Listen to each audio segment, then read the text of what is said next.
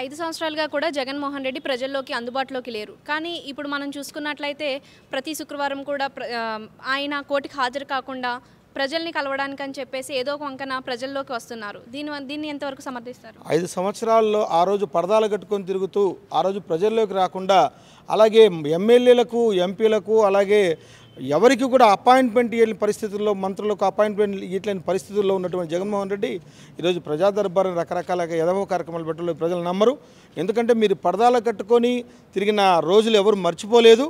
కాబట్టి మీరు ఎన్ని పనికిమాల కార్యక్రమాలు ఈరోజు తీసుకొని ఏదో మేము ప్రజల దగ్గరికి పోతున్నామని చెప్పిన ప్రజల నంబరు.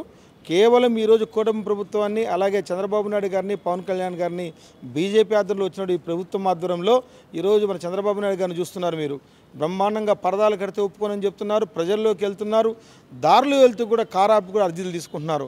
అది ప్రజాప్రభుత్వం అంటే, అది కూటమి ప్రభుత్వం అంటే. మీలాగా పరదాలు కట్టుకునే వాళ్ళు ఎప్పటికీ కూడా ఈ రాష్ట్ర ప్రజలు మిమ్మల్ని నమ్మరు, మిమ్మల్ని క్షమించరు. కూటమి అధికారంలోకి వచ్చి 45 రోజులు పూర్తి చేసుకుంది కదా. గత ప్రభుత్వానికి ఈ ప్రభుత్వానికి మీకు ఏదైనా మార్పు కనిపించిందా? తప్పకుండా మార్పు కనిపించిందండి. ఈ 45 రోజుల్లో ప్రజాప్రభుత్వం వచ్చింది, కూటమి ప్రభుత్వం వచ్చిందని చెప్పి కూడా ప్రజలందరూ ఆనందంగా ఉన్నారు. గత 5 సంవత్సరాల రాక్షస పాలన, నిరంకుశ పాలన, ఏదైతే వాక్ స్వాతంత్ర హక్కు కూడా ప్రజలకు లేకుండా, అలాగే ఏ పార్టీకి కూడా ఏది ఉండకూడదు, మేమే ఉండాలి, మేమే బ్రతకాలని చెప్పి దోచుకోండి దాచుకోండి ఒక నినాదంతో వాళ్ళు ముందుకు పోయి రాష్ట్రాన్ని 5 సంవత్సరాలు అధోగతి పాలు చేశారు. ఈరోజు 45 రోజులుగా ఈ పాలన చూస్తుంటే అందరూ కూడా ఆంధ్రప్రదేశ్ రాష్ట్ర ప్రజలు మొత్తం కూడా గుండె మీద చేసుకుని నిద్రపోతున్నారు. అబ్బా హాయిగా ఉంది ఇప్పుడు. ఈ 5 సంవత్సరాల, గత 5 సంవత్సరాలు మేము ఇబ్బందులన్నీ కూడా మేము రాబోయే 5 సంవత్సరాల్లో మొత్తం కూడా మేము మర్చిపోయి బ్రహ్మాండంగా ఉండబోతున్నామని చెప్పి కూడా ఆనందపడతా ఉన్నారు. దేనికంటే కనుక ఈరోజు గతంలో ఏదైతే వాళ్ళు కార్యక్రమాలు చేశారో, అభివృద్ధి సంక్షేమ కార్యక్రమాలు చేశారో వాటికంటే చాలా బాగా ఈరోజు సంక్షేమ కార్యక్రమాలు అమలవుతున్నాయి. పెన్షన్ అయితేనేమి, అలాగే రకరకాల కార్యక్రమాల ద్వారా ఈరోజు చంద్రబాబు నాయుడు గారు ముందు తీసుకుపోతూ ఉన్నారు. గతంలో అభివృద్ధి అనేది లేదు, కానీ ఈ రాష్ట్ర ప్రజలకు ఇప్పుడు మొత్తానికి కూడా అభివృద్ధి శరవేగంగా రాబోతుందని చెప్పి కూడా అందరూ ఆనందం వ్యక్తం చేస్తున్నారు. రాబోయే కాలంలో ఆంధ్రప్రదేశ్కు రాజధాని, అలాగే పోలవరము, అలాగే ఆంధ్రప్రదేశ్లో ఉన్న అన్ని జిల్లాలను అభివృద్ధి చేసే సత్తా కూటమి ప్రభుత్వానికి, చంద్రబాబు నాయుడు గారికి ఉందని ప్రజలు ప్రగాఢంగా నమ్ముతున్నారు. ఇప్పుడు ఈ 45 రోజుల పరిపాలన చూసే జగన్ రాష్ట్రపతి పరిపాలన కావాలని అడుగుతున్నారు కదా, దీన్ని ఎంతవరకు సమర్థిస్తారు? ఇది నవ్వాలో ఏడవాలో అతని మాటలకు అర్థం కావట్లేదు.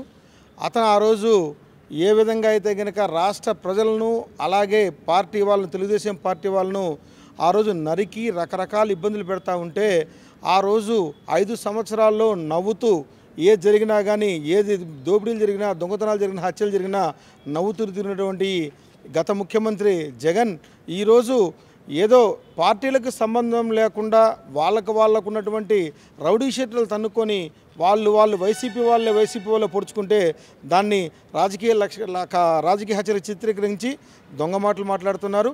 ప్రజలందరూ దీన్ని చూసి నవ్వుతున్నారు. ఇది మాత్రం చాలా దుర్మార్గం. దేనికంటే కనుక రాజకీయాలకు సంబంధం లేకుండా వాళ్ళు స్వప్రయోజనాలకో, వాళ్ళకు ఉన్నటువంటి పాత కక్షలతోనే వాళ్ళు హత్యలు చేసుకుంటే దాన్ని రాజకీయ కోణంలో చూసి రాష్ట్రపతి పాలన కావాలంటున్నారు. ఈ విధంగా మీరు ఇప్పుడు కావాలంటే కనుక 5 సంవత్సరాల్లో మీకు 100 సార్లు రాష్ట్రపతి పాలన మీ మీద పెట్టాల్సిన పరిస్థితి ఉండేది. కాబట్టి జనాలు మిమ్మల్ని నవ్వుతున్నారు.